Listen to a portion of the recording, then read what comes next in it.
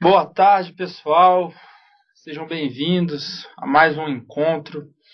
Nosso módulo aqui de licitações de obras e serviços de engenharia. Nosso curso aí de residência técnica, a minha parte, a parte que incumbia, que é falar especificamente das licitações, e agora a gente está passando da metade, né? E o que eu pretendo é hoje passar, a gente vai falar de indicação de marcas, a gente vai falar de participação de empresas, microempresas e pequenas empresas de pequeno porte, dentro daquele contexto de isonomia que eu passei para os senhores, né? Tratar desigualmente os desiguais. Depois a gente vai falar de análise, que é a análise da Lei Complementar 123 de 2006. Depois a gente vai falar de fracionamento de despesa e parcelamento de objeto. E para finalizar, eu vou tentar entrar alguma coisa a respeito de habilitação. Se eu não conseguir falar isso hoje, vai ficar para o nosso último encontro. Agora, vamos entrar no nosso tema específico, lembrando que eu já vou fazer um paralelo com o que a gente falou na semana passada, que foi da exigência de certificações de qualidade. O que acontece? Para a gente falar de indicação de marcas, seria bom a gente retomar esse assunto agora da indicação de qualidade, porque isso é uma coisa que, em certo ponto, decorre, é uma decorrência técnica da outra. Então, o que eu vou falar? Indicação de certificação de qualidade, retomando a última parte, a gente não pode pedir que uma empresa privada certifique as obras ali que pretendem ser licitadas. Então, não obstante isso, a administração ela pode criar os seus requisitos próprios de qualidade, e também eu fiz um paralelo para aqueles requisitos ambientais, né, de certificação ambiental da obra, e para que a administração tenha certeza de que o objeto licitado seja cumprido em sua integridade e seja, por fim, atendido o interesse primordial, que é o interesse público. Então, como a gente não pode indicar certificação de qualidade privada, a gente pode ter ou os requisitos do Estado, ou a gente pode criar a própria certificação do Estado. A gente vai surgir a pergunta, mas eu posso, então, indicar marca específica? Aí que a questão ela fica um pouco mais intrincada. Vamos chegar aqui no nosso slide de número 55 para começar esse raciocínio. O que acontece? É sabido que muitas vezes as obras públicas elas têm baixa qualidade. Elas têm baixa qualidade porque elas usam materiais de qualidade duvidosa. E elas usam materiais de qualidade duvidosa porque eles são mais baratos? Eles custam mais barato para o empreiteiro, eles custam mais barato para o empresário, para o contratado, mas para a administração vai sair mais caro. Por quê? Antes do previsto, antes do que deveria acontecer, ela vai ter que operar nova obra, ela vai ter que reformar aquela infiltração, ela vai ter que trocar aquele piso, aquele telhado, vai ressecar, então ela vai acabar gastando mais por um serviço que ela já tinha pago ali, ou deveria ter sido prestado com maior qualidade alguns anos antes, quanto à execução da obra, do serviço de engenharia, quanto da prestação da reforma, enfim. Materiais de baixa qualidade necessitam manutenções constantes e precoces, e isso aí decorre que os gastos públicos evitáveis, eles necessariamente deverão ocorrer. Qual que é a pergunta que surge daí? O edital pode exigir da contratada a marca a ser utilizada? Tubos e conexões Tigre, fuja do mico, exija Tigre. O que acontece? Poxa, eu não coloco quais os materiais que você, empresário, você empreiteiro, pode utilizar, mas você vai usar o mais barato, eu vou sair prejudicado, então eu vou começar a utilizar o Tigre. Eu sei que é mais caro, mas eu sei que é melhor. E eu vou pagar o mesmo tanto por isso. Talvez o licitante ele vai colocar um preço um pouco maior na hora dele planilhar, mas de qualquer maneira vai ser vantajoso para a administração. Eu posso fazer isso? A gente está diante de um conflito de princípios, né? Isonomia de um lado eu tenho que tratar igualmente todo mundo. Por que eu estou usando o Tigre e eu não estou usando o outro lá, o equivalente? Eu estou, então, já automaticamente privilegiando a contratação de determinada marca específica, em detrimento dos concorrentes. Mas, de outro lado, tem a economicidade. A obra, ela vai durar mais, então o Estado ele vai gastar no médio e longo prazo, ele vai ter que ter, vai ter menor gasto para que aquele objeto seja cumprido, né? O que acontece?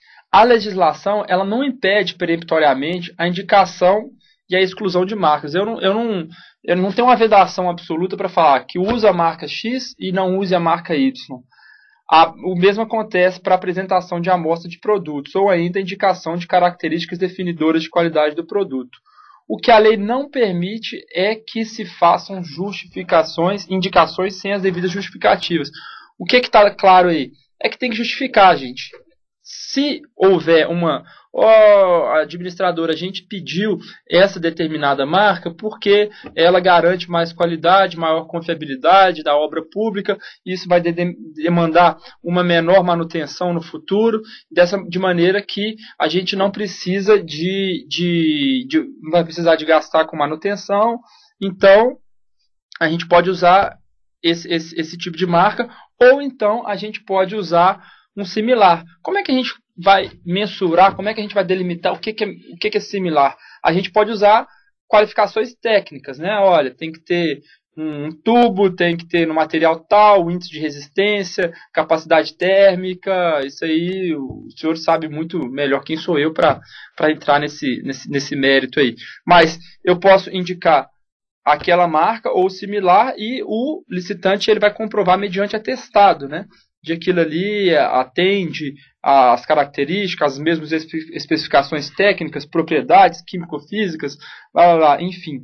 Para determinados e específicos situações em que reiteradamente há problemas e com a justificativa devida, não é proibida a indicação de marcas. O que o artigo 7º, parágrafo 5º da 8666 coloca?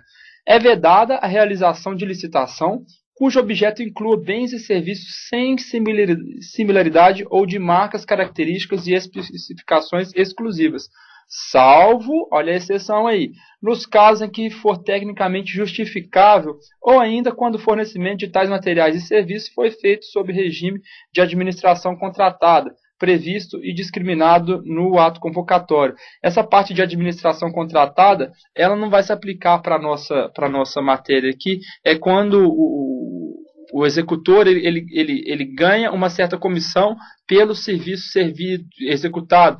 Por exemplo, empresa de turismo, passagem aérea, ela vende uma passagem de R$300 e aí ela coloca lá um 3%, um ágio que vai vir para ela, né? Que seria o lucro dela. Mas isso aqui não se inclui no artigo 7º, parágrafo 5º. O fato é que para nossas finalidades, para o que a gente precisa aqui agora, é saber que a indicação ela é proibida em regra, mas excepcionalmente ela pode ser admitida quando for tecnicamente justificável, ou ainda quando o fornecimento de materiais for feito sob regime de administração contratada. Isso aí já foi falado. Indicação de marcas, vamos continuar. Próximo slide vai tratar do posicionamento do TCU a respeito da matéria. Na planilha orçamentária da licitação, é um julgado específico, né? Realmente houve indicação de marca do produto para alguns itens relativos a acessórios do prédio a ser construído. Exemplo, cerâmica Porto Belo. Entretanto, essas indicações de marca não implicaram violação ao disposto no artigo 3º, inciso 1 da 8666, como entendeu a equipe de auditoria, ou seja, o ministro ali ele foi contrário ao entendimento da auditoria. Falou, nesse caso pode ter indicação de marca, uma vez que, como todas as construtoras interessadas têm amplo acesso a tais produtos, não se vislumbra que tais indicações tenham restringido o caráter competitivo do certame. O ponto de vista da isonomia aí foi analisado pelo Tribunal de Contas da União sobre o aspecto dos concorrentes na licitação específica. Mas não pelo aspecto dos fabricantes de cerâmica, né? Por que foi a Porto Belo e não foi a outra fabricante? Enfim, o que acontece é que o TCU aceitou porque foi devidamente justificada e sob o argumento de que, naquele caso específico, todos os licitantes eles teriam acesso a determinado bem que foi requerido para acabamento, então não havia ofensa à competitividade. A situação seria diferente se a licitação tivesse por objeto principal a compra de tais produtos cujas marcas foram indicadas, haja vista proibição constante no artigo 15, parágrafo 7º da 8666, nos termos do qual nas compras deverão ser observados ainda a especificação completa do bem a ser adquirido sem indicação de marca. A lei, portanto, colegas, ela é taxativa, não pode indicar marca. Quando eu for licitar aquele objeto específico. Então, veja bem, se dentro de uma obra eu licito uma obra de uma construção, uma reforma, eu licito cerâmica Porto Belo, porque as outras cerâmicas elas não apresentam qualidade suficiente, elas vêm apresentando problemas, as obras do Estado em que aquele material vem sendo utilizado, elas estão sendo constantemente necessitando de reparos e de reformas, melhorias, e o que está sendo custoso e trabalhoso para a administração, enfim, naquela obra eu vou exigir do licitante que use a cerâmica Porto Belo ou similar, desde que devidamente comprovado. Pode? Pode. Agora, e se eu quiser fazer uma licitação para comprar Porto Belo? Só para Porto Belo. Não é uma obra que tem Porto Belo, é só para Porto Belo. Pode? Não. Tem vedação na lei. Né? Em primeiro lugar, se eu fosse comprar só Porto Belo, seria inexigibilidade de licitação. Né? Eu iria lá na Porto Belo e falaria assim, ó, vou comprar aqui. O cara, ele vai me julgar o preço, vai me passar o preço, eu vou ter que avaliar se o preço é ou não é de mercado, mas como eu não posso fazer isso porque a lei veda, eu posso pedir apenas que seja utilizada essa cerâmica Porto Belo, dependendo do caso aí, ou similar, desde que devidamente comprovado, e não ela isoladamente. Então, tá claro, né, gente? Certificação de qualidade é diferente de indicação de marca. Certificação de qualidade, a gente viu no encontro passado, pode pedir certificação própria ou requisitos próprios constantes do edital que não se relacionem à certificação feita por entidades privadas. Indicação de marca é feita excepcionalmente, desde que devidamente justificado e que não seja o objeto exclusivo da licitação. Beleza? Vamos passar para o próximo. Tema interessantíssimo. Versa sobre isonomia, função social da pequena empresa, o Estado estimulando o incentivo ao microempreendedor, ao pequeno empresário, que é sabido que ele é o maior empregador, né, do Brasil, o maior contingente de empregados, de assalariados, aí, seletistas, eles não estão nas grandes empresas, nas grandes montadoras, nas grandes siderúrgicas, nos grandes grupos, mas eles são, sim, empregados, microempregados, eles trabalham em pequenos comércios, em pequenos empreendimentos e visando estimular e fomentar essa economia pequena, mas que na escala ela representa muito para o todo, nesse sistema complexo de econômico que a gente tem. A lei ela optou, entendeu por bem, na minha opinião, acertadamente, em tratar desigualmente eles, para justamente oferecer a isonomia, aquele exemplo que eu passei antes da régua de Lesbos, né? Tratar desigualmente, eu falei lá na primeira aula, tratar desigualmente os desiguais na medida de sua desigualdade. Se eu tratar o pequeno com o mesmo tratamento jurídico que eu confiro ao grande, o grande tem muito mais estrutura de se dar melhor, então o pequeno vai sair prejudicado. Se eu der uma diferencinha para o pequeno, de maneira a equiparar ele ao grande, ele consegue competir mais ou menos em pé de igualdade. Vai ter prejuízo econômico para a administração? Não, e a gente vai ver por quê. Vamos entrar no nosso próximo tópico, então, que é a participação de microempresas e empresas de pequeno porte.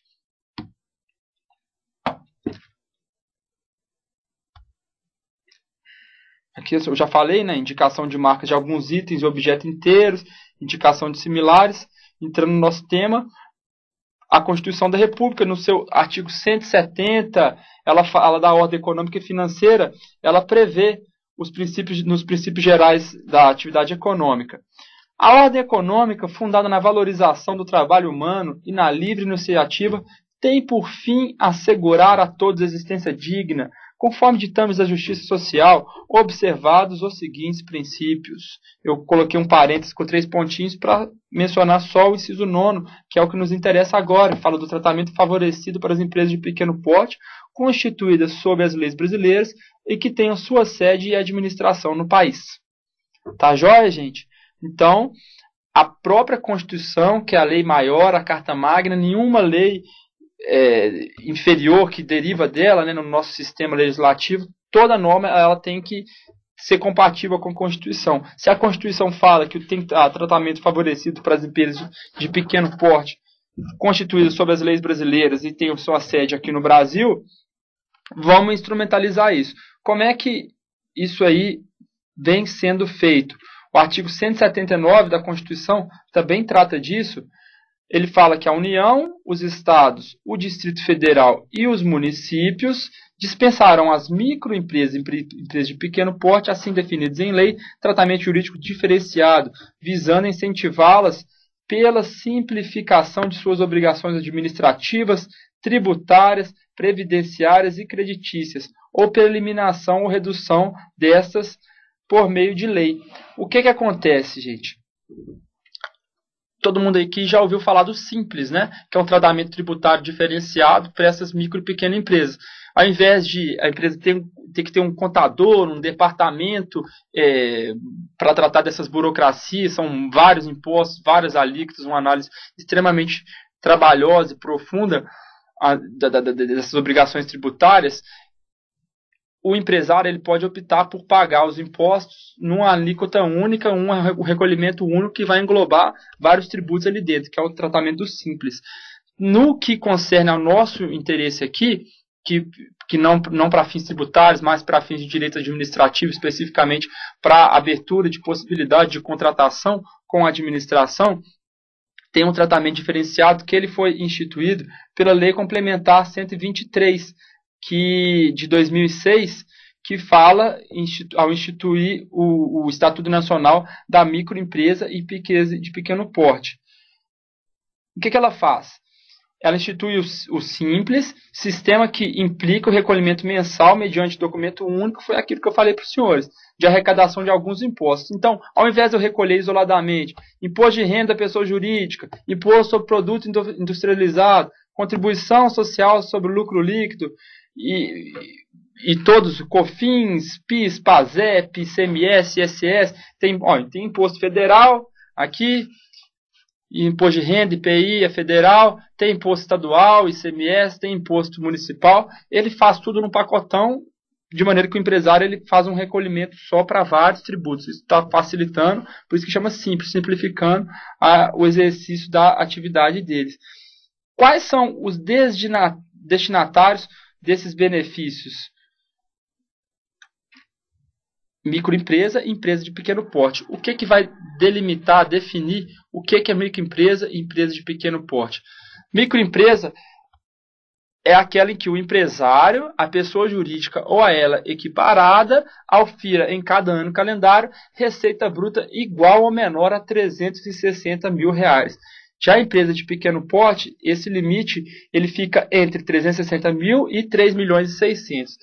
Teve uma alteração legislativa recente, esse limite ele foi aumentado em 50%, de maneira que antes, para a microempresa, era 240 mil, até 240 igual ou até 240, para a empresa de pequeno porte, superior a 240 ou igual ou inferior a 2.400.000, de maneira que os limites eles foram aí aumentados. Periodicamente isso aí é feito, observando a inflação e também fatores políticos, o que passa a ser considerado aí pelo governo, pelos economistas, como microempresa e empresa de pequeno porte. Eu vou falar posteriormente como que essa aferição ela é realizada. Por exemplo, se uma empresa ela começa suas atividades em julho e ela, em dezembro, no dia 31 de dezembro, ela oferiu 3.500.000, ela pode ser classificada como microempresa?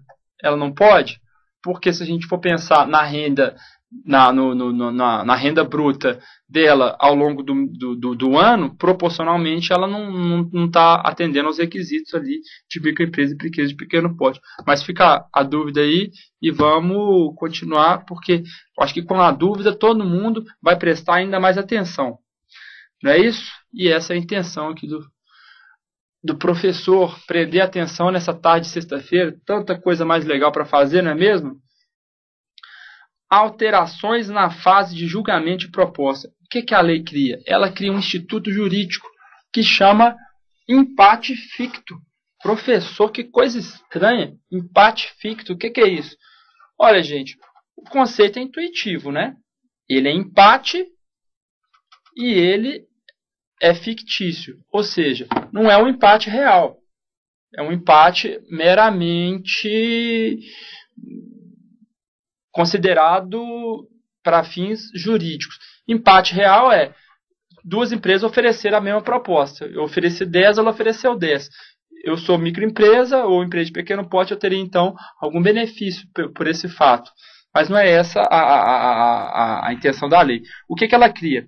Caracteriza-se o impacto quando as propostas apresentadas pela micro e pequenas empresas sejam iguais ou até 10% superiores à proposta melhor classificada. Ou seja, se uma empresa apresentou uma proposta de 100 mil reais e a outra apresentou uma proposta de 108 mil reais, ela ocorreu um empate ficto. E essa que apresentou 108, se ela for microempresa ou empresa de pequeno porte, e a que apresentou 100, que é a melhor proposta econômica, ela não se enquadrar nesse benefício da lei, essa que apresentou a segunda melhor proposta, ela pode tentar honrar, melhorar a proposta feita pela primeira. A administração, portanto, não vai ter perda econômica. Ela vai contratar por 100 mil. Ela só não sabe de quem que ela vai contratar por 100 mil. Se é da empresa que não é microempresa ou empresa de pequeno porte, ou dessa que se enquadra nesses requisitos. O que acontece? Eu vou passar aqui a partir do próximo slide, mas só antecipando, essa empresa, a de 108, ela vai falar, você vai chegar para ela e falar, aqui, você faz por menos de 100 mil? Aí ela vai falar assim, não faço. Se ela não faz, aqui colocou o preço de 100 mil, ela vai adjudicar, ela vai ter o direito de contratar com a administração. Caso contrário, a gente vai contratar essa empresa de pequeno porte ou microempresa. Se ela falar assim, eu faço por R$ 99.999,90, pode? Pode, juridicamente eu vou falar, pô, apresentou um preço menor, né? Então pode contratar. Mas, professor, só por 10 centavos eu vou deixar eu vou privilegiar a microempresa em detrimento da outra. 10 centavos não é direito, não é dinheiro. Tá, de fato, 10 centavos hoje em dia não compra nem um chiclete, né? Dependendo. Agora, o que acontece é que, na prática, qual que é a intenção da lei? É a gente privilegiar. Ela está fazendo o mesmo preço, ela é microempresa, eu quero estimular o microempresário, o microempreendedor, eu posso contratar ela. E na realidade, esse tipo quando a lei fala menor preço, não é para que a microempresa ou a empresa de pequeno porte ofereça uma proposta de fato inferior. É simplesmente para ela honrar essa proposta. E você não vem falar que essa proposta que 10 centavos não é dinheiro, que quando você, mocinha, chega no shopping para comprar uma bolsa, a bolsa está custando R$ 79,90, você pensa o quê? R$ 79,90 é 70, está na casa dos 70 reais. O que um homem pensa? R$ 79,90 é 80. Pronto, 80, eu gastei 100 conto. Do homem para a mulher, R$ 79,90 muda 30 reais. E 10 centavos, né? 30 reais. O que acontece? Para a mulher, joga para baixo, pensa no 7, o homem pensa lá no cima, lá. O que acontece? Na prática, isso aí, psicologicamente, muda sim, mas não é por isso que a gente está admitindo a participação da microempresa e empresa de pequeno porte. Vamos passar para o próximo slide aqui, que vai falar especificamente da participação delas. Ah, gente, eu esqueci de passar para os senhores. Isso aí, esse 10% do impact ficto, ele vale para concorrência, ele vale para pregão, ele vale para tomada de preço e para convite. Perdão, concorrência, tomada de preço e convite. Na modalidade pregão, esse intervalo é de 5%. Tá claro? Então, o impact ficto, o limite dele muda de acordo com a modalidade. Então, vamos para um exemplo aqui. 4 empresas apresentaram proposta econômica. Em primeiro lugar, grande empresa A, a proposta deles foi R$10.000. Segundo lugar, pequena empresa B, proposta R$10.500. Terceiro lugar, pequena empresa C, a proposta R$10.600. E quarto lugar, grande empresa D, R$10.800. Na concorrência, tomada de preço e convite, R$10.000, 10%, o engenheiro, vamos lá, esse cálculo aqui, coisa pesada, processando, 10.000 mais 10%, R$11.000, até R$11.000 a empate.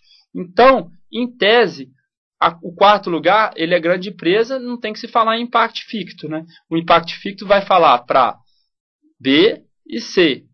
O que eu vou fazer? Na concorrência tomada de preço e convite, essas duas estão empatadas fictamente, e se fosse pregão, seria só o segundo lugar, só B, que estaria empatado. O que vai acontecer? Nas licitações como critério de desempate, será assegurada a preferência de contratação para as pequenas empresas. Ocorrendo empate, proceder-se-á, ou seja, se procederá, a gente adora a mesóclise, né? Isso aqui, gente, eu não inventei, não. Tirei a redação da lei. Por isso que ficou pedante assim. Vai ser procedido da seguinte forma. A pequena empresa melhor classificada poderá apresentar proposta de preço inferior àquela considerada vencedora do certame, situação em que o objeto licitado será adjudicado em seu favor. Então, vamos voltar lá atrás. Em primeiro lugar, se for tomada de preço, convite, concorrência, eu vou chegar só para o segundo lugar, pequena empresa B. Aqui, se aceita fazer melhor do que o preço de A? Aceito, eu faço por R$ 9.999. É seu, pode adjudicar. E se ela falar assim, não, para mim não dá, não vai ficar viável, eu posso perguntar para C? Não, não posso. Já parou por aí. Ela não aceitou e ponto final. Aí quem vai ser contratado vai ser a grande empresa A. Tá? A não ser que depois que ela aceitar, a proposta dela, a habilitação dela está fora, ela está inabilitada. Se ela está inabilitada, ela não podia nem ter oferecido proposta econômica. Mas como eu inverti as fases da licitação, a pequena empresa B ela não pôde entrar. Se ela não pôde entrar, quem vai fazer a proposta é a empresa C, que ela está dentro dos 10%, se for concorrência, tomada de preço e convite. Como no caso, se o caso aqui é pregão, se a pequena empresa B não topar ou se ela foi inabilitada, não poderia nem chamar a pequena empresa C. Tá?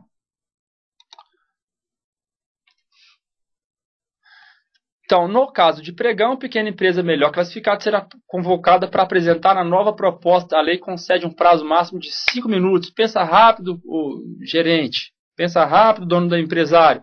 Após o encerramento dos lances, sob pena de preclusão. Preclusão é o juridiquês para a perda do direito. Se você em 5 minutos você não apresentou sua contraproposta, perdeu. Acabou. Pregão, então, 5%. Nas outras modalidades, 10%. Agora, não ocorrendo a contratação da pequena empresa na forma anterior, serão convocadas as remanescentes que, porventura, se situem nos intervalos de 10% ou 5% na ordem classificatória para o exercício do mesmo direito. Gente, há pouco tempo eu havia falado que se a empresa B não aceitasse, a empresa A adjudicaria. Mas, na verdade, vou fazer um rectus aqui, não tem problema nenhum. Errar, pior do que se enganar, é se enganar e não assumir, se omitir, né? O que acontece? Opa, vamos voltar lá. A segundo lugar não aceitou honrar, a terceiro lugar ela pode ser convocada para exercício do mesmo direito, tá? Vocês me desculpem. Vamos para a próxima. Caso haja equivalência entre valores apresentados pelas pequenas empresas que estejam empatadas, será realizado sorteio entre elas para que se identifique aquela que primeiro poderá apresentar a melhor oferta. Isso aí é uma hipótese extremamente rara, difícil de acontecer.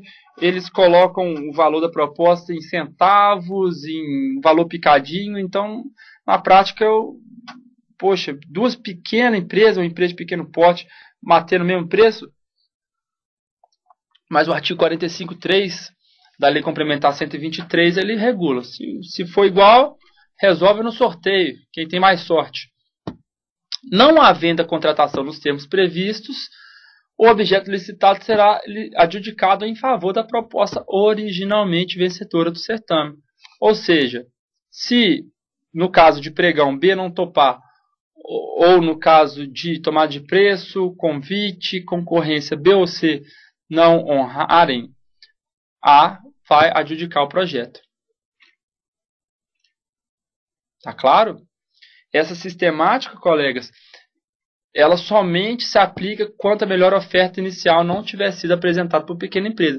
Se já for logo de cara a pequena empresa que apresentou a proposta mais interessante, então não há que se falar em convidar as outras, as demais, para participarem, para oferecer lance. Tá? Se a primeira colocada for licitante enquadrada como pequena empresa, será imediatamente declarada vencedora do certame. Isso é tranquilo.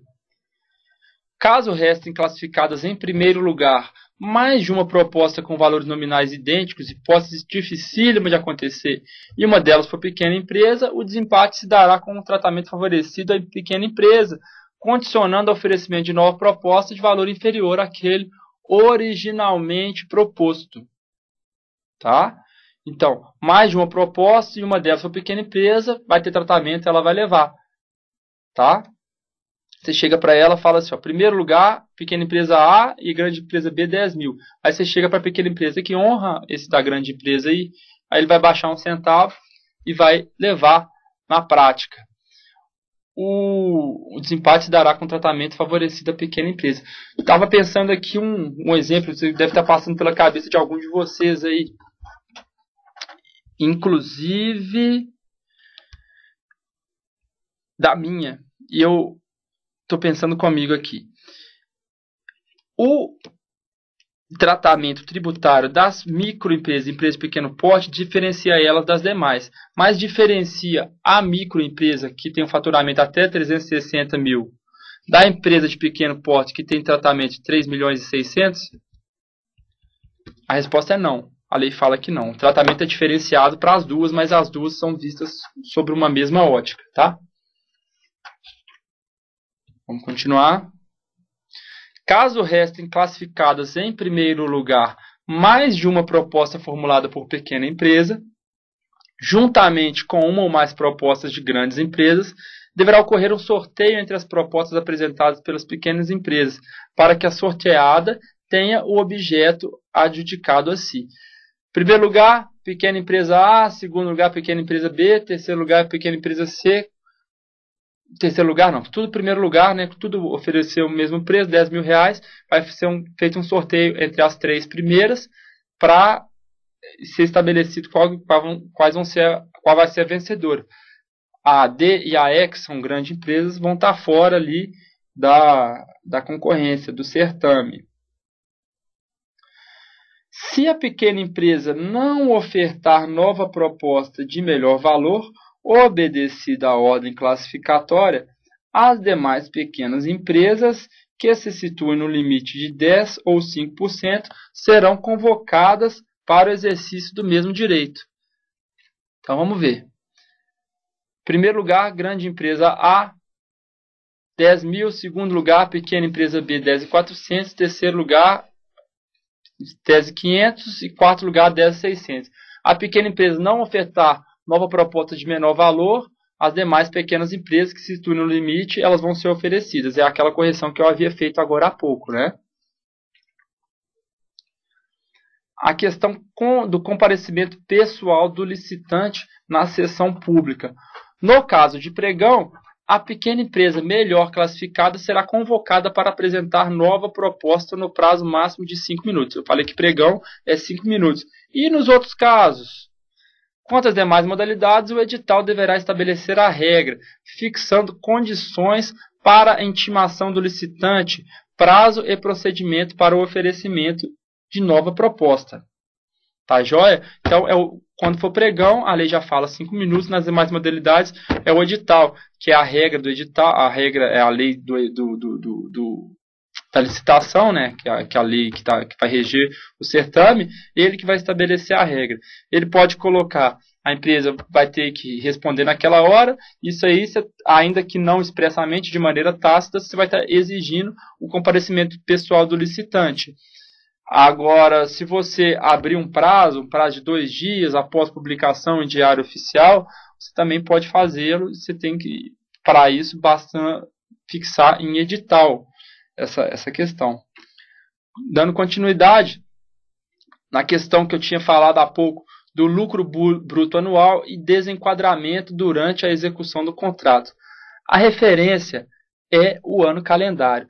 Os senhores lembram que eu tinha feito a pergunta? Falei, poxa, mas se a empresa começa as atividades em junho e em dezembro ela tem 3 milhões e 500, proporcionalmente ela não se quadra. Por mês ela produziu, se a gente dividir 360 por 12 dá 3, deu mais de 300 mil por mês, mesmo que sendo uns pelos outros, né? A gente vai fazer o cálculo proporcional. O início das atividades então foi em abril. Vamos botar maio, porque é um ano fechado. De maio a dezembro são 8 meses. Então, para a pequena empresa, até 240 mil. Empresa de pequeno porte, até 2 milhões e 400. A empresa de pequeno porte que extrapola o faturamento no decorrer do ano, ela perde a condição. Tá joia? Então, a gente vai observar, por exemplo, agora em 2014, a condição dela no exercício de 2013. Tá? Agora, se ela vai extrapolar ao longo do ano de 2014, se isso estiver comprovado, ela vai perder a condição. Outra questão que já bateu lá no jurídico, valor do contrato maior do que o valor do enquadramento. Olha, é uma empresa que faturou 3 milhões no ano passado e ela vai assinar um contrato de 4 milhões. O lucro, aqui é o faturamento, já vai ultrapassar. Não importa, ano que vem ela vai ser desenquadrada, né? Agora, esse ano ela ainda se enquadra nos requisitos ali da lei complementar 123, então ela ainda vai fazer jus desses benefícios aí que a lei coloca. O que acontece, gente? Como é que comprova o cumprimento desse requisito ali da Lei Complementar 123 de 2006? Tem estados em que é pedido uma certidão da junta comercial. Você vai lá na junta e pede, olha, comprova que você está adequado aos requisitos ali da Lei Complementar 123 de 2006. A empresa, então, ela vai fazer essa comprovação mediante uma certidão da junta. A junta fala, essa empresa aferiu o lucro bruto de tanto, então, portanto, se enquadra no conceito de empresa de pequeno porte para fins da Lei 123 de 2006. No estado do Paraná, a gente fazia diferente. A gente olhava o balanço. A gente olha, né?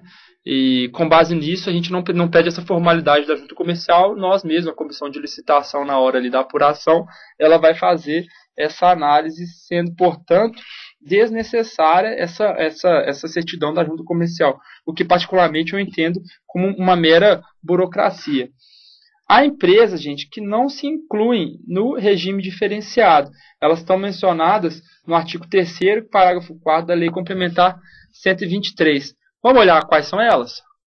Vamos abrir aqui. Então, quais empresas que, muito embora elas tenham o faturamento, o lucro, esteja dentro dos limites da lei complementar, elas não vão se enquadrar nesse conceito e não vão, portanto, gozar do benefício. Não tem problema. Ó. Pesquisar a lei no Google é muito fácil. Ó. Ele já, só jogar o número aqui, ó.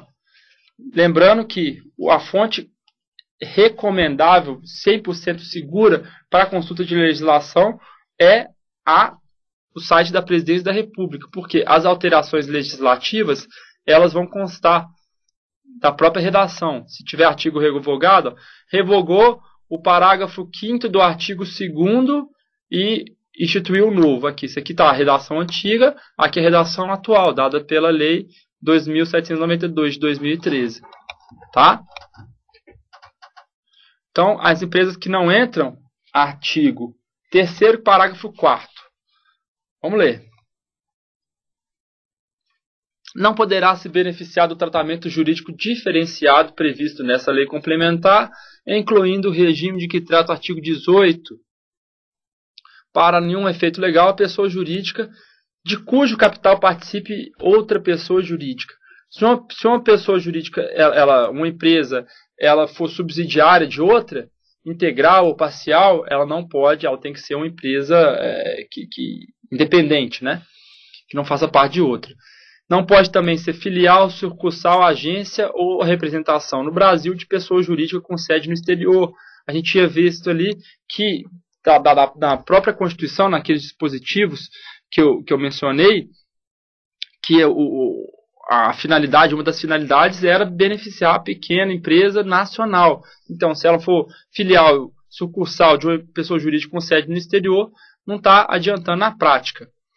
De cujo capital participe pessoa física que seja inscrita como empresário ou seja sócia de outra empresa que receba tratamento jurídico diferenciado nos termos de lei complementar, desde que a receita bruta global ultrapasse o limite que trata do inciso 2 do caput desse artigo. O inciso 2 é esse aqui, ó, do valor, né? Receita bruta, que fala do valor. Então, de cujo capital participe de pessoa física inscrita como empresário ou seja sócio de outra empresa que receba tratamento jurídico diferenciado. O que acontece, gente? Na prática, tem muito malandrinho por aí, né? Todo mundo é esperto. Então, o que eu faço? Eu sou empresário e eu tenho uma empresa de pequeno porte que ela faturou ano passado, eu peguei e ganhei licitação pra caramba, eu estou deitando e rolando ali dos benefícios da lei complementar, consegui contratar muito e a minha empresa está crescendo. Ela está crescendo tanto que eu vou deixar de ter esse benefício, porque a minha receita bruta anual ela vai superar o limite da lei. O que eu faço? Eu abro outra. Eu posso ter 2, eu posso ter 3, eu posso ter 10 empresas, gozar dos benefícios aí, sair contratando em tudo quanto é estado, município, ganhando das outras empresas, dando de malandrinho. O que a lei faz?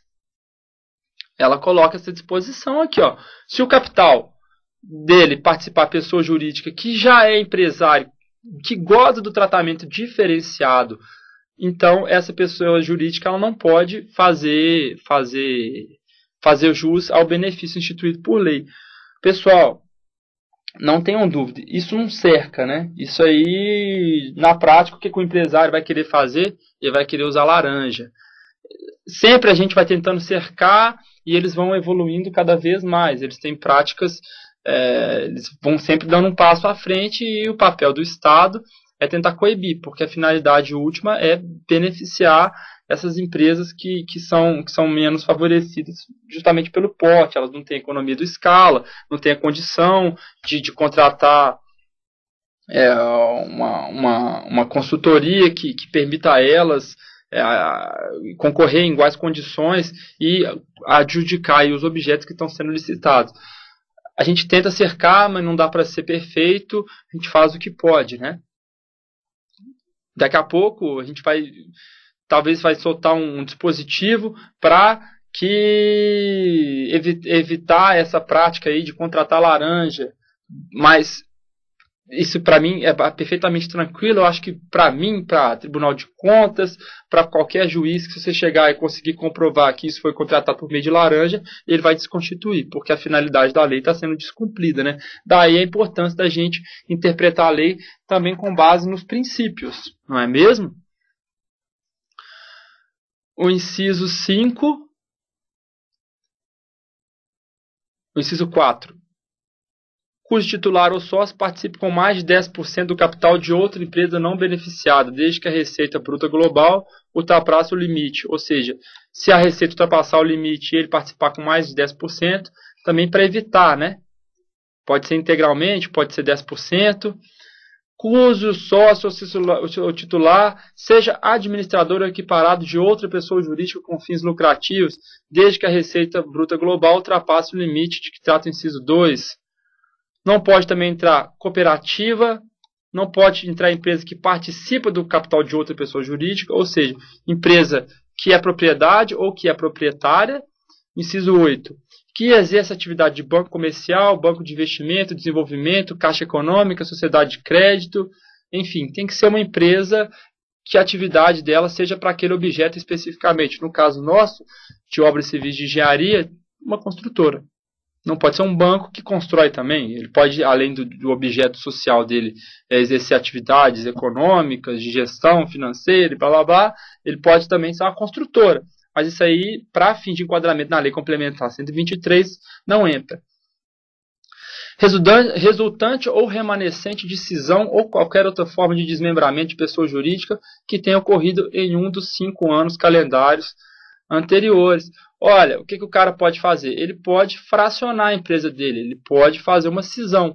A empresa dele é grande, ele transforma em 2 pequenas e passar a gozar desse benefício. A lei também está vedando. E constituída por forma de sociedade por ações, que é da Lei 6404, então a responsabilidade limitada tem que ser uma privilegiando aqui a sociedade de menor porte, né, menos elaboradas. Isso tudo para tentar, gente, respeitar esse limite, a intenção do legislador mesmo, que é privilegiar que essas microempresas, empresas de pequeno porte, possam ser contratadas, e não que as pessoas utilizem do estímulo, do benefício que está sendo dado para conseguir contratar sem que de fato elas façam jus a esse tipo de benefício. Para finalizar esse tema, colegas, eu fiz um quadro, na verdade eu puxei esse quadro de uma análise comparativa da lei complementar nas obras da antiga CEOP, que virou atual CEIU, que é a Secretaria de Obras Públicas do Estado do Paraná. Vamos passar lá.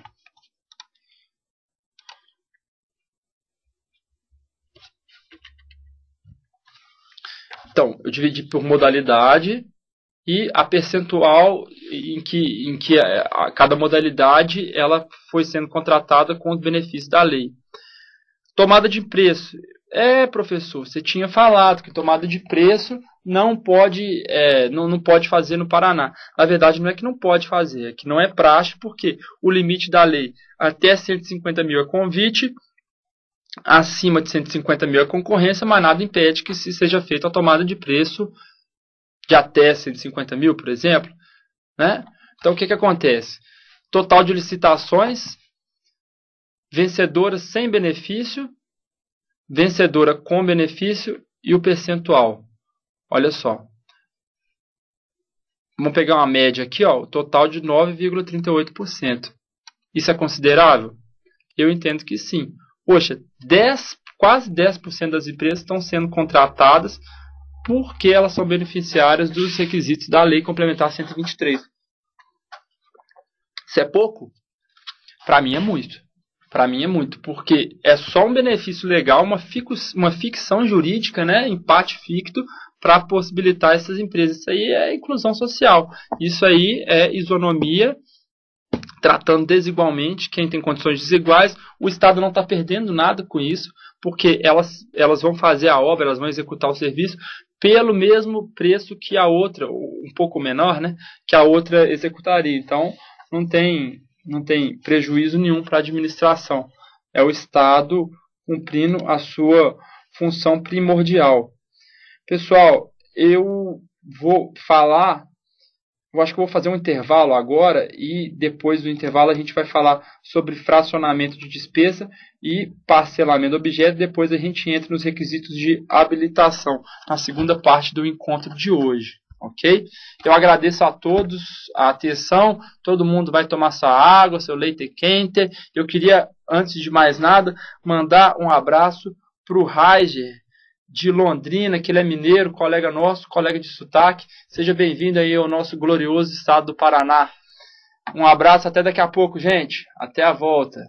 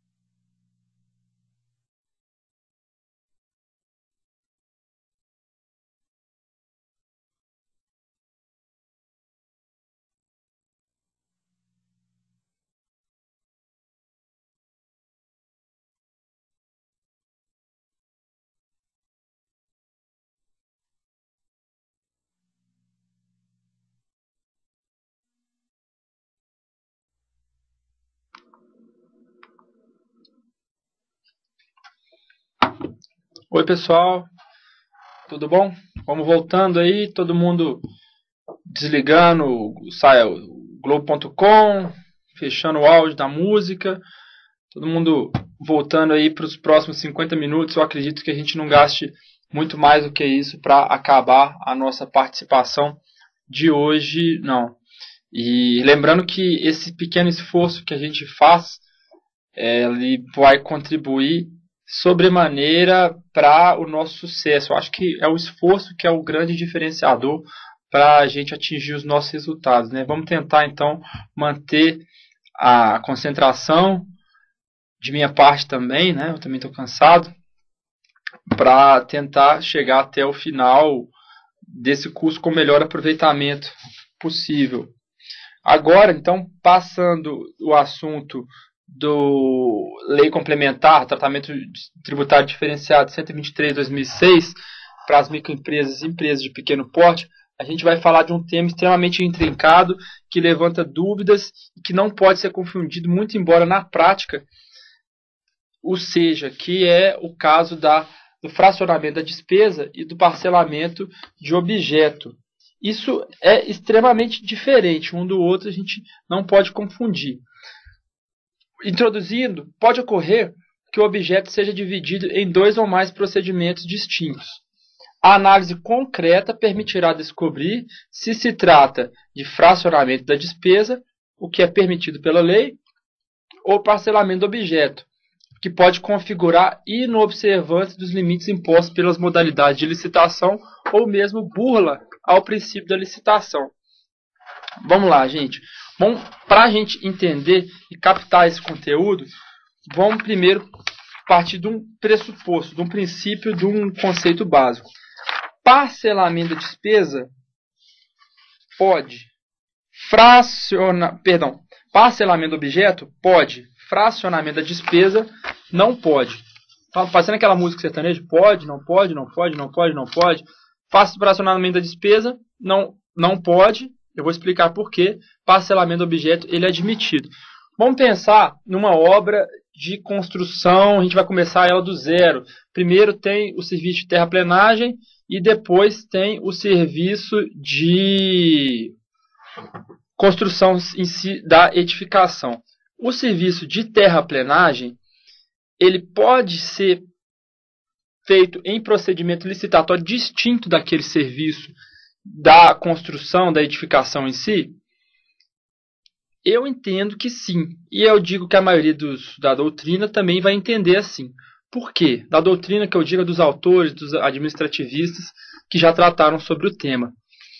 Nada impede que uma empresa execute o serviço de terraplenagem, ela pode ser melhor adaptada para isso, né? Ela pode ter melhores condições de executá-lo. Agora também nada impede que a outra empresa mais capacitada, mais habilitada, ela possa executar o serviço de terraplenagem. De terraplenagem não, de execução da edificação em si. Isso aí, sobre um prisma da otimização, da economicidade, do melhor gasto dos recursos públicos, isso pode ser feito através de 2 procedimentos licitatórios distintos. Portanto, se a gente pegar uma empresa que não tem expertise para fazer terraplenagem e pedir para ela fazer, o que ela vai fazer? Provavelmente ela vai contratar outra para fazer. Quando ela contrata outra, ela faz a subcontratação, a gente tem o que a gente chama de parcelamento do objeto. Se a outra, perdão, não é parcelamento do objeto se duas empresas, se a mesma empresa, se 2 empresas diferentes forem executar esse mesmo objeto.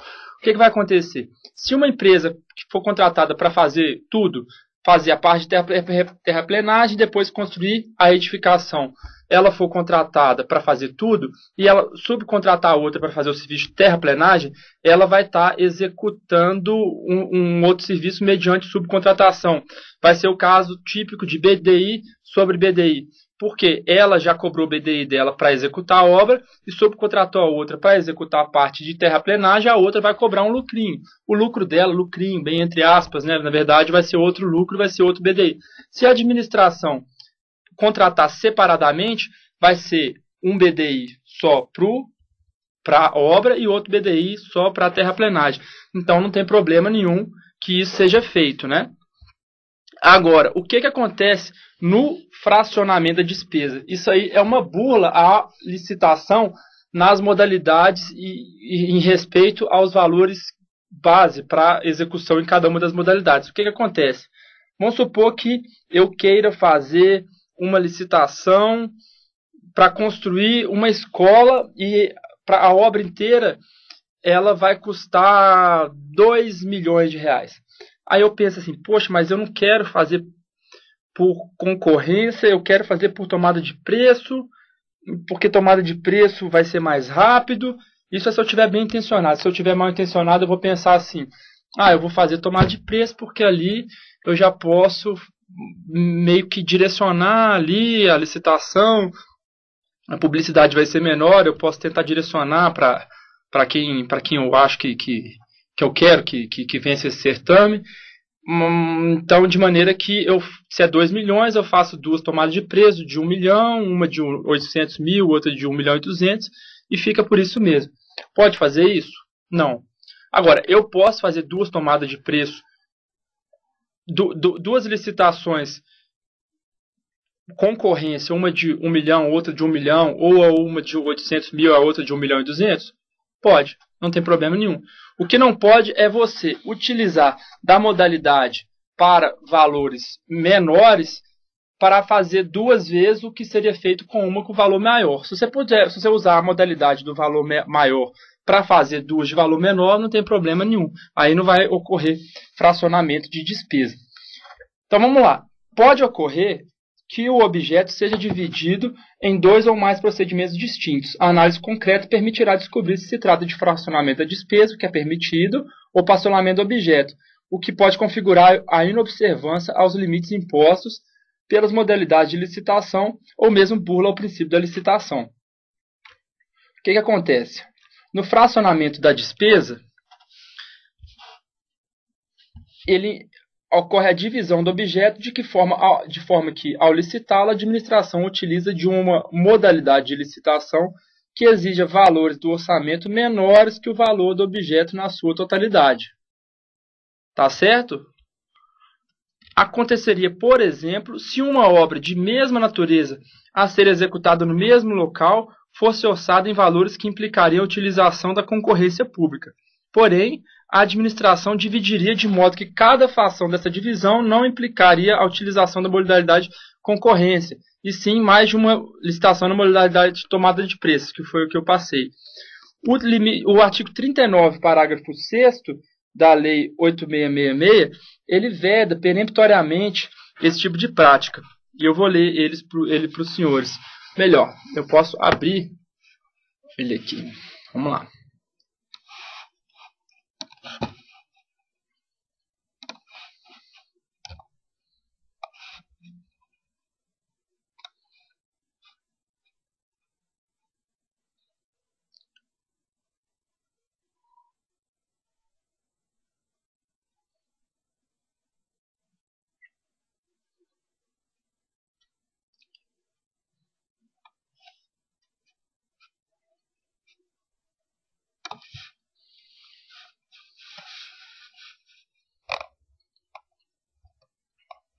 Na hipótese prevista no parágrafo 5º, isso aqui não é 8666, estou na lei complementar.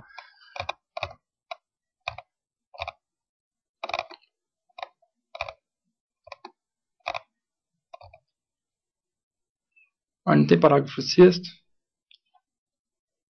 A da lei estadual 15.608, gente, vocês me desculpem, ele tem paralelo aqui na 8666, mas eu vou ler o que está na 15.608 para evitar maior perda de tempo.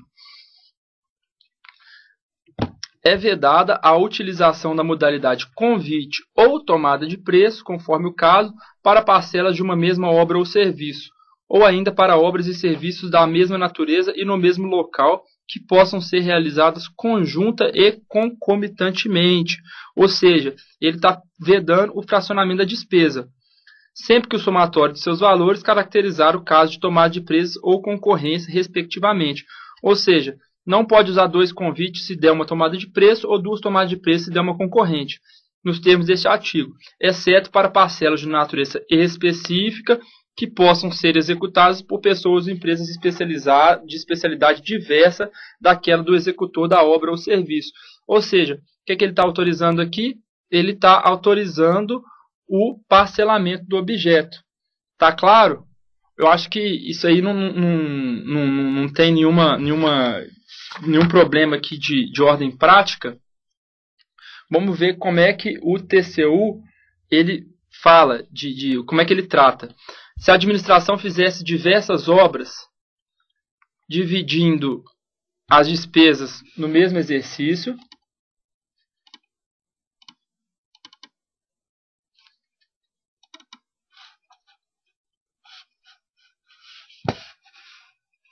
só um minuto.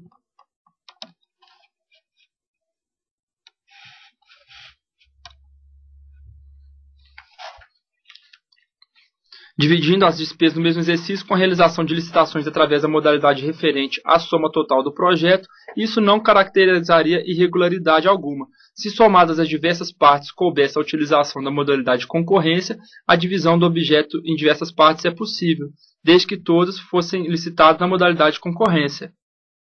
Tá? Da mesma forma, gente, esse raciocínio ele pode ser aplicado no caso de dispensa de licitação. O que acontece? Eu não posso usar por exemplo, a licitação, o limite de dispensa 10% de 80 mil seria 8 mil. Eu faço duas contratações de diretas mediante dispensa de 7 mil para evitar fazer um convite de 14 mil.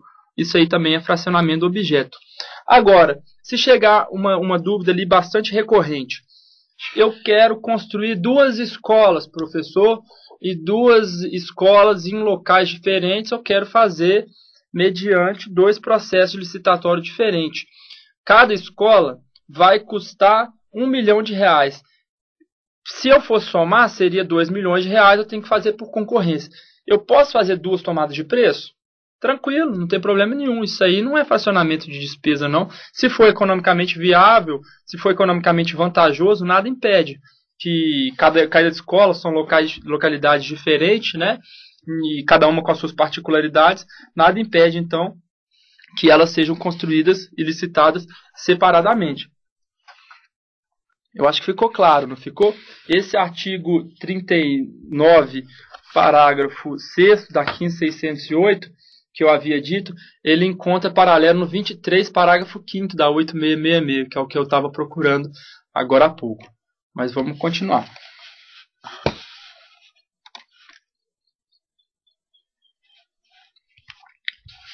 Agora a gente vai falar, só para finalizar essa questão do mesmo local, da mesma área, tem aqui um entendimento. Entende-se por mesmo local, a mesma área, o mesmo lote. Lembrando aqui 2 escolas, mesmo terreno, e não a mesma cidade ou mesma região. Quer-se aqui dizer que se trata do mesmo endereço. 2 reformas em diferentes escolas na mesma cidade, por exemplo, são 2 obras diferentes, 2 objetos. São obras distintas, em prédios distintos, apesar de pertencerem ao mesmo ente. Verifique-se, então, que quando se trata de uma mesma obra ou serviço de engenharia, com a condição de que sejam ambos de mesma natureza e que sejam realizados no mesmo endereço, a definição da modalidade será feita em função do custo integral da obra ou do serviço de engenharia, não sendo possível parcelá-los, o que seria possível se as parcelas fossem de natureza específica, cuja execução pudesse ser feita por pessoas ou empresas de especialidades diferentes do executor da obra ou do serviço de engenharia. Acho que está tranquilo, gente. Eu já vou passar, então, para a próxima parte da nossa apresentação, que vai ser a última hoje. Eu acho, inclusive, que eu não vou fechá-la, que vai falar dos requisitos de habilitação. O que acontece, gente? A empresa, para ela contratar com a administração, ela tem que cumprir alguns requisitos mínimos que comprovem que ela apresenta condição de ser um parceiro para celebrar esse contrato de empreitada com a administração. Essa habilitação ela é dividida em habilitação jurídica, qualificação técnica, qualificação econômico-financeira e regularidade fiscal e trabalhista. o que acontece, gente? A gente pede uma série de requisitos, todos pautados da lei, a gente não pode ir além do que a lei coloca e também é temeroso que a gente vá aquém. Então, se a lei pede para a gente exigir certidão de regularidade fiscal, de inexistência de débitos previdenciários, tributários, enfim, a gente tem que pedir, a gente não pode optar por não pedir. Mas também a gente não pode pedir mais do que a lei coloca como necessário, sob pena de estar inviabilizando injustamente o livre exercício do direito de participação desses licitantes, a não ser em casos específicos, para objetos específicos, e desde que isso esteja devidamente fundamentado. O que acontece, gente? Como eu havia dito no encontro anterior, salvo engano, foi no segundo encontro mesmo, no encontro anterior, quando a gente está tratando de licitações, a gente sempre está ponderando entre a possibilidade de permitir a maior quantidade de licitantes possíveis. Então, a gente quer garantir que mais gente entra, mas para garantir que mais gente entra, a gente tem que diminuir o nível os requisitos de qualificação, de habilitação, principalmente qualificação técnica e econômica. Se a gente aumenta o nível de qualificação, a gente vai diminuir o universo de participantes. Então, quanto mais a gente exige deles, menos gente vai concorrer. Quanto mais gente concorre, mais baixo vai ser o nível dos licitantes e possivelmente pode ser que uma pessoa não tão bem qualificada ela adjudique o objeto e a administração vai sair prejudicada aí durante a execução na obra e futuramente aí na utilização ali dos prédios, né? O que a gente tende a fazer? Isso tem que ser analisado muito ponderadamente, casuisticamente, para a gente ter bem claro se aquela empresa que vai ser licitar, que vai adjudicar o objeto, ela tem de fato as condições mínimas. Se ela tiver as condições mínimas e na hora de calibrar essas condições a gente entender que elas são suficientes, nada vai impedir que ela possa contratar com a administração.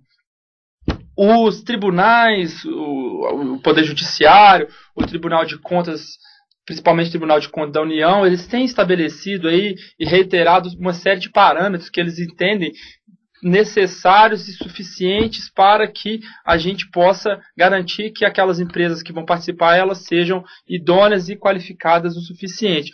E tem toda essa nossa análise, o nosso edital padrão, que a gente elabora lá no jurídico, a gente vai alterando conforme a necessidade, ele tem que observar necessariamente esse tipo de qualificação. Voltando aqui à lei, o que a 8666 ela fala de habilitação? A habilitação jurídica, ela fala: no exame da documentação relativa à habilitação jurídica, devem ser observadas as normas que regulam e legitimam a atividade de pessoas físicas ou jurídicas. A documentação exigida, conforme o caso, consistirá em ato constitutivo, estatuto ou contrato social em vigor, devidamente registrado em se tratando de sociedades comerciais e, no caso de sociedades por ações, acompanhado de documento de eleição de seus administradores. Tá? Então, a gente pode pedir o determinado rol de documentos que são aqueles considerados para habilitação jurídica. Eles estão constantes do artigo... Deixa eu ver aqui, é na 8666. O artigo 27, ele vai falar quais são as habilitações, eu já passei para os senhores, né? Habilitação jurídica, qualificação técnica, econômico, financeira e fiscal. Aí o artigo 28, ele vai falar: documentação relativa à habilitação jurídica, conforme o caso, consistirá em cédula de identidade. Isso aqui não vai se aplicar para a gente, né? A gente está falando de licitação, de obra, então vai ser sempre uma pessoa jurídica. Registro comercial, no caso de empresa individual, no caso também não vai ser empresa individual. Aí vai entrar o inciso 3º do artigo 28, que fala de ato constitutivo. Vou abrir aqui o artigo 28 para a gente.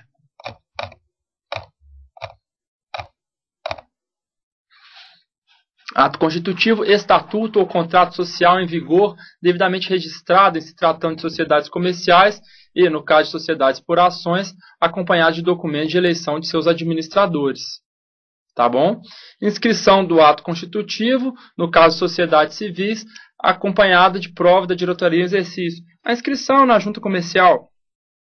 Decreto de autorização em se tratando de empresa ou sociedade estrangeira em funcionamento do país, e ato de registro ou autorização em funcionamento expedido pelo órgão competente quando a atividade assim o exigir. Quando for uma atividade que envolver ali um registro no órgão competente, algum objeto ali, um serviço, uma empresa tem que estar devidamente constituída, inscrita, cadastrada no CREA ou no órgão regulamentar específico, a gente pode pedir e a gente o faz.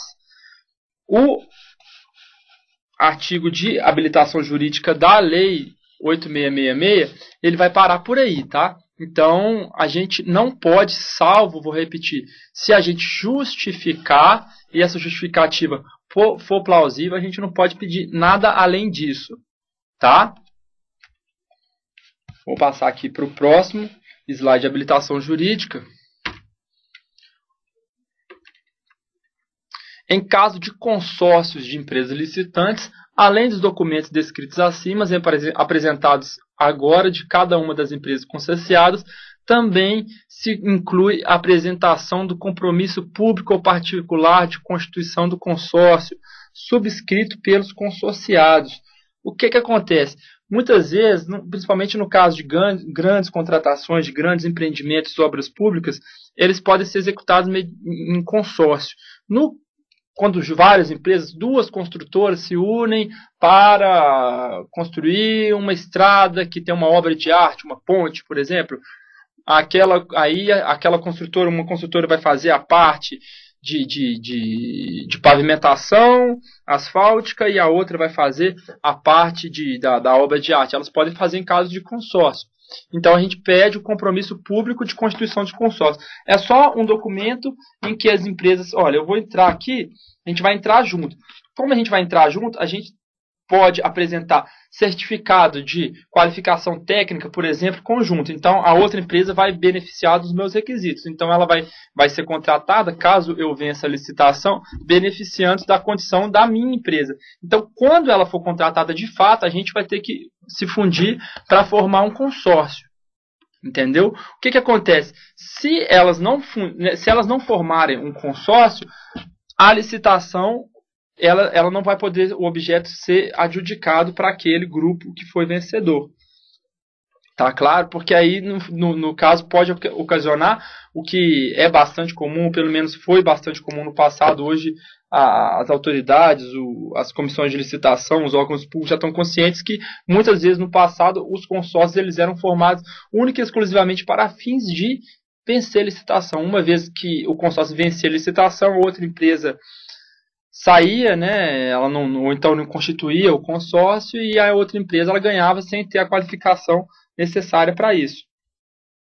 Para a empresa individual, o documento relativo é o registro comercial, sociedades estrangeiras em funcionamento no Brasil, como eu li, decreto de autorização. Além disso, autorização para funcionamento quando a atividade exigir. A comprovação de enquadramento como microempresa ou empresa de pequeno porte não é habilitação jurídica, tá, gente? Isso aí é só para fins de participação, de usufruto dos benefícios da lei complementar, 123. Então, se a empresa não quiser entrar como microempresa, empresa de pequeno porte, o problema é dela. Ela pode ali sofrer o ônus daquela escolha dela. É lógico que na prática ela sempre vai se comprovar essa qualificação para ela poder usufruir desse benefício, né? Agora, a gente não pode exigir isso para fins de participação na licitação. E ainda que a gente exigisse, isso aí não seria habilitação jurídica, né? Isso aí é para fim de gozo de outro benefício. Então, isso aí tem que ser analisado para fins de análise da proposta econômica. Na qualificação técnica, nos termos do inciso 27.2, a gente tem uma série de requisitos que estão no artigo 30 da Lei 8666. Vamos para lá.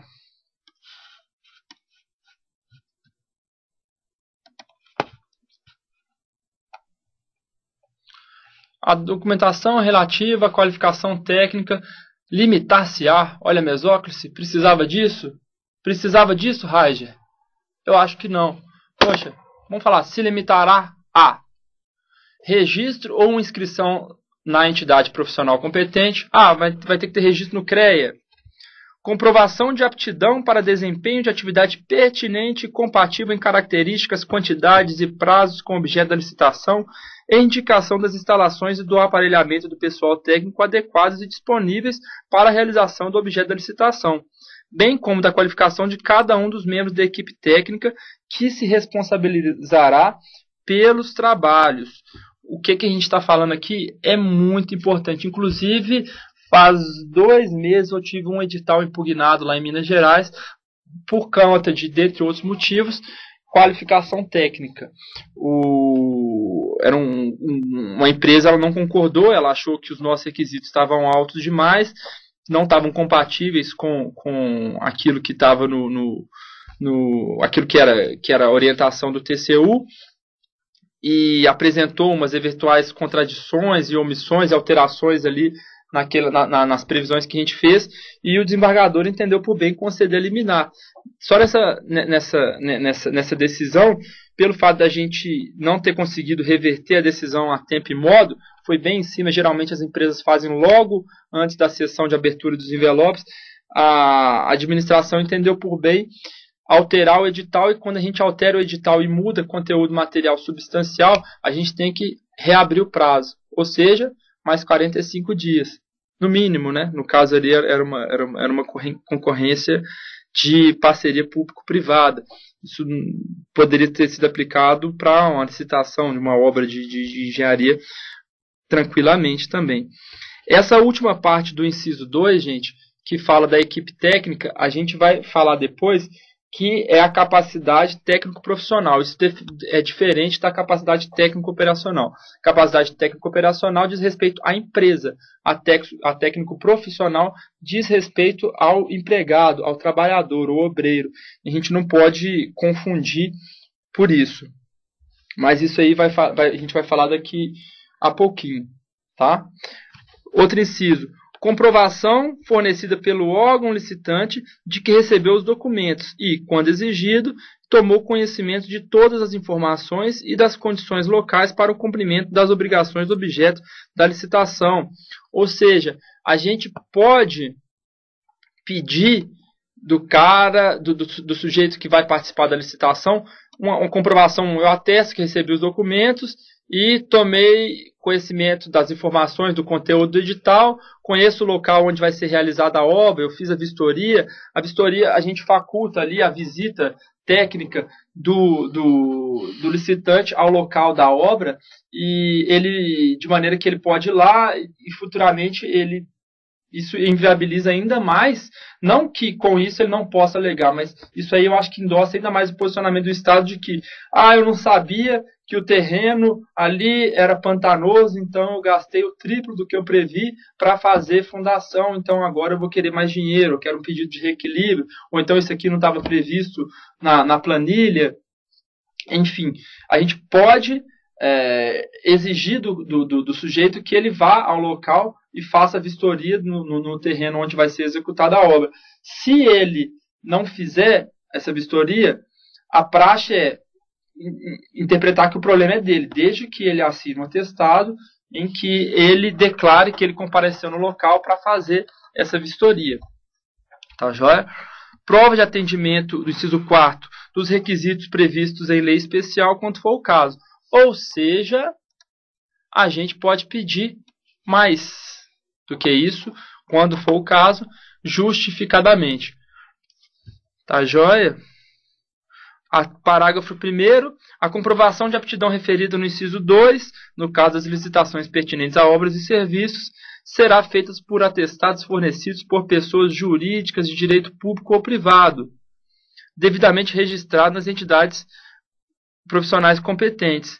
Aí a gente vai falar, limitadas exigências a capacidade técnico-profissional, que é a do empregado, comprovação do licitante possuir em seu quadro permanente, na data prevista para a entrega da proposta, profissional de nível superior ou outro devidamente reconhecido pela entidade competente, detentor de atestado de responsabilidade técnica por execução de obra ou serviço de características semelhantes, limitadas exclusivamente às parcelas de maior relevância e significado.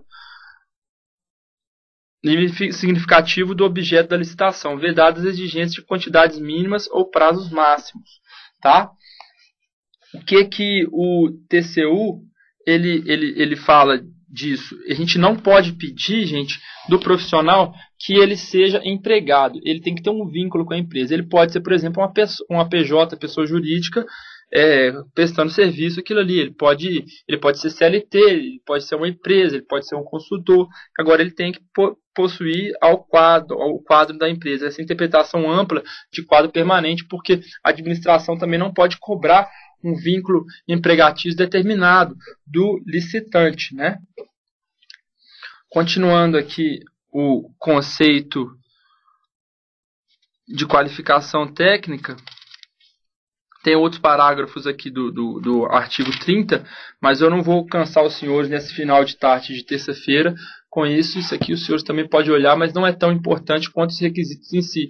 Os parágrafos, dentro da técnica jurídica de redação legislativa, eles regulamentam os incisos, ou seja, o artigo ele crava a regra e os parágrafos eles vão tratar de delimitar, tratar de especificar, tecer em minúcias as suas especificidades.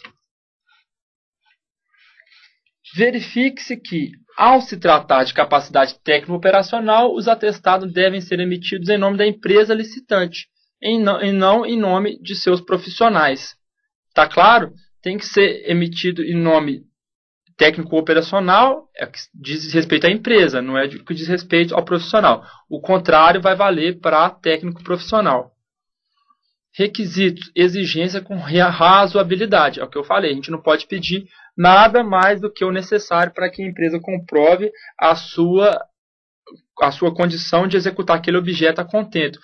Limite TCU 50% para qualificação técnica. O que acontece, gente? Eu já tinha falado na primeira aula. A gente não pode pedir da empresa muito mais do que ela vai fazer de fato. Então, se ela vai fazer escavação, carga e transporte de 10 mil metros cúbicos de areia, a gente não pode pedir que ela comprove que ela fez 15 mil. A gente pode pedir, então, que ela comprove 10 mil? O TCU acha demais. De fato, se ela comprovar que ela fez 5 mil, eu acho razoável, dentro ali desses princípios e da abertura, da possibilidade de participação a vários licitantes, que as empresas elas tenham condições de comprovar que elas têm condições de fazer esse serviço sem já ter realizado tudo aquilo que elas vão fazer futuramente. Então, o que acontece? O TCU fala que o limite razoável para fins de exigência técnica operacional é 50%. Ou seja, eu parto do pressuposto de que para executar 10 mil metros cúbicos de escavação, carga e transporte, eu vou aceitar a empresa que já fez 5 mil. Uma empresa para fazer uma ponte ponte é sobre rio, né? Sobre uma ponte de 100 metros de largura, para ela construir para o Estado isso, ela já tem que ter feito uma ponte de 100 metros. Acho que uma empresa que fez uma ponte de 50 metros, ela pode fazer uma ponte de 100 metros. Senão seria sempre limitar para as mesmas empresas participarem. Porque se nenhuma pode construir uma ponte de 100 metros sem já ter feito isso antes, a gente vai estar sempre limitando aquilo ali para aquele universo restrito de participantes e ofendendo, em decorrência disso, o princípio da isonomia, né, que é um postulado constitucional, e eu acho que é o maior paradigma, é o que está por trás de todo a ideia sistemática que rege esse assunto das licitações, né? Portanto, justificadamente, essa importância, essa preocupação do legislador com esse aspecto da qualificação, dos limites que a gente pode exigir na qualificação técnica. Falando agora da capacidade da seção de acervo técnico, que nada mais é do que a possibilidade da gente comprovar que a gente tem condições técnicas de operar um determinado objeto, de realizar um determinado objeto com base em empresas, com base em atestados de outras empresas. É tranquilo, gente, na doutrina, os autores falam, o Poder Judiciário já cansou de falar, o Tribunal de Contas também já falou. Experiência não se cede, se obtém com trabalho, com a prática. Eu, empresa A, eu não posso comprovar o atestado com uma empresa, por exemplo, que faz parte do meu grupo econômico. A Petrobras, distribuição, ela tem experiência em fazer distribuição de gás mediante gasoduto. E a Petrobras Holding, ela quer participar de uma licitação em que ela precisa de comprovar essa expertise. Ela não pode fazer isso utilizando o atestado de outra empresa que pertence ao grupo dela. Qual que é a saída aí? Coloca a Petrobras Distribuição, coloca a empresa do grupo, inclui ela no consórcio, ela passa a ser licitante. Enfim, a gente não pode aceitar atestado de outra empresa, nem que seja do mesmo grupo econômico. A saída, então, gente, para isso seria a formação de consórcio. O que o Marçal Justens Filho, que ele é um grande doutrinador administrativista respeitado, ele fala disso. São nulas as cláusulas de cessão de acervo técnico de engenharia entre pessoas jurídicas.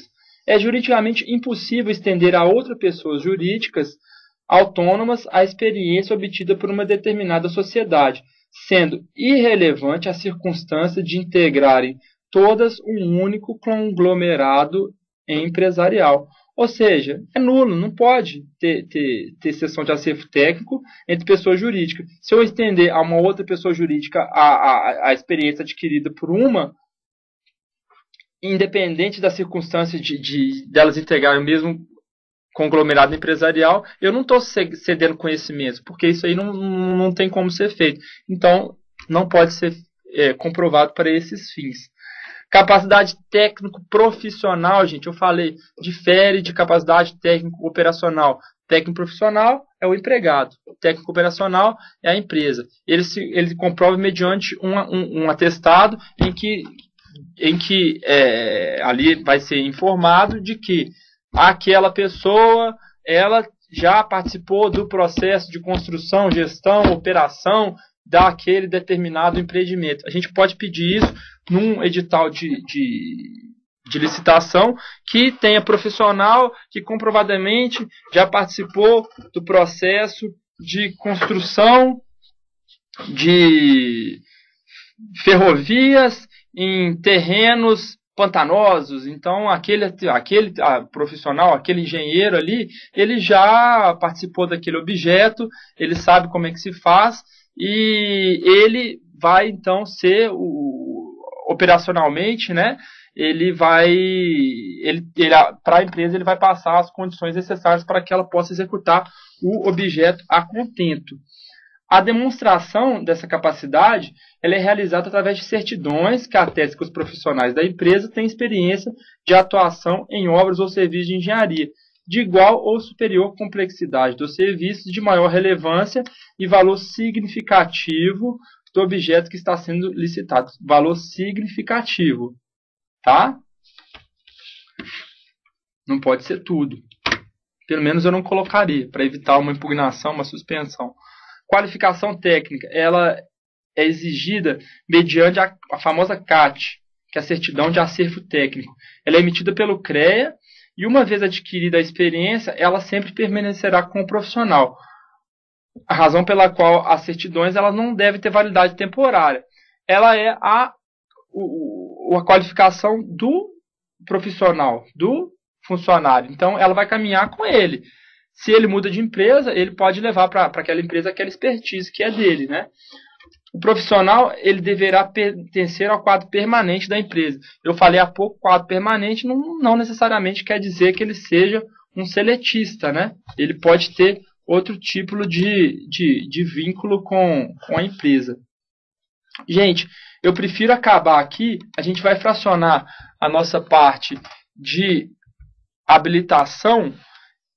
A gente partiu, já falou, da habilitação jurídica, da qualificação técnica, agora vai faltar falar da qualificação econômico-financeira e depois da regularidade fiscal. O inciso 5º do artigo 27, por sua vez, ele fala do cumprimento do disposto do artigo 33 do artigo 7º da Constituição Federal, que nada mais é que a proibição de contratar empregado menor de 18 anos. Eu posso até ler aqui para os senhores agora. Está na mão. Proibição de trabalho noturno, perigoso ou insalubre a menores de 18 e de qualquer trabalho a menores de 16 anos, salvo na condição de aprendiz a partir de 14 anos. Então, a partir de 14 anos, a gente pode contratar o aprendiz. Nenhum menor de 18 pode fazer trabalho noturno, perigoso ou insalubre. E menor de 16 anos em nenhuma hipótese, a não ser que a partir de seja aprendiz a partir dos 14 anos. Essa aí basta uma declaração, né, em que o empresário declaro que não possui meu quadro funcionários menores de 18 anos, tarará, ele transcreve aqui que o artigo 7º e artigo 33 e pronto. Então, a nossa exposição de hoje, ela vai acabar aqui na qualificação técnica e na semana que vem a gente vai falar de qualificação econômico-financeira, regularidade fiscal, para fechar esses requisitos de habilitação. Aí depois a gente vai falar de cadastro permanente de habilitados, que nada mais é do que um instrumento utilizado pela lei para evitar que a empresa ela utilize ela tem que em cada licitação apresentar a mesma documentação, então ela já faz um cadastro na administração, um certificado de regularidade cadastral que vai ser emitido em nome dela, para ela não ter que ficar em cada licitação que ela participe apresentando a documentação de novo. Ela já vai entregar tudo para a administração vai afirmar que ela é idônea. Depois desse cadastro permanente, a gente vai falar de procedimento de licitação. Depois a gente vai falar, vamos falar do edital em si, das fases internas, da fase externa, como é que elabora o edital, o que é a garantia de manutenção da proposta, como é que a gente pode pedir isso. A gente fala de licitação deserta e fracassada, comissões de licitação e, por fim, a gente vai falar de revogação e anulação do procedimento licitatório. Assim a gente vai fechar o nosso conteúdo desse curso. E reiterando que esses assuntos que eu estou passando aqui, eles foram já, perdão, todos eles constam da apostila, do material que foi disponibilizado para vocês.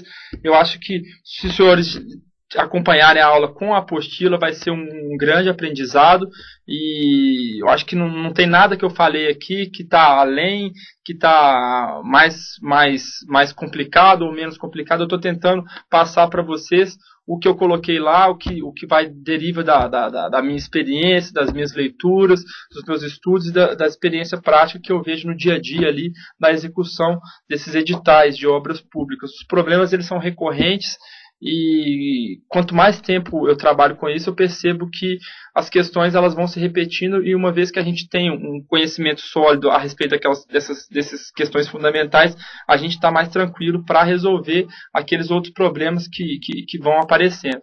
Então, eu vou finalizar agora, desejando a todos aí um ótimo final de semana. Agora sim, é momento de descansar. Um abraço a todos vocês e vamos encontrar de novo na semana que vem. Tudo de bom, gente. Um abraço e até lá.